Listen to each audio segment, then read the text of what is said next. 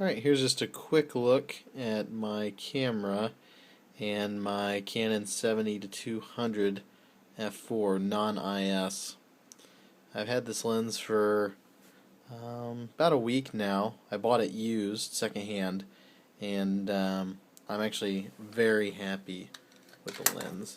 As you can see, it's just the glass is nice and clean. I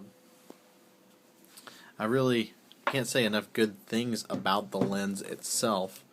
The build quality is excellent. Let me get this off of here for you.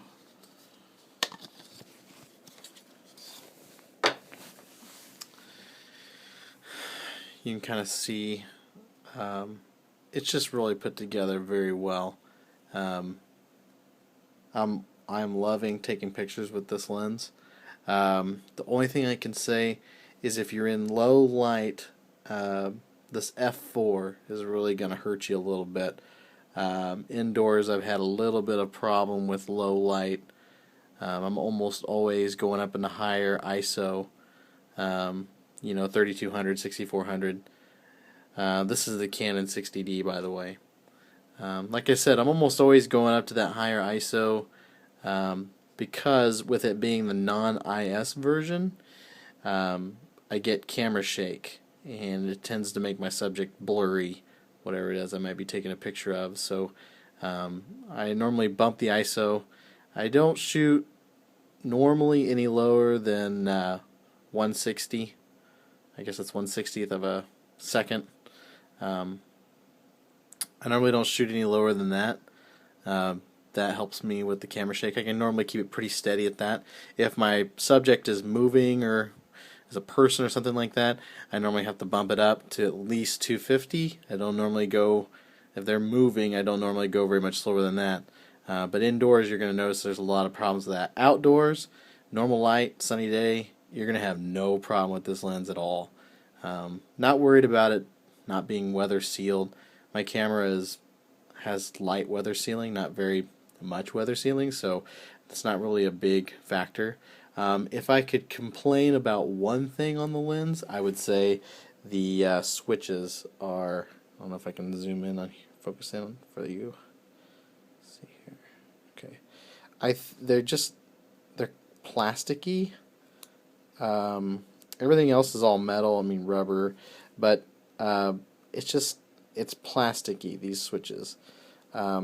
That would be the only thing I could really complain about with this lens.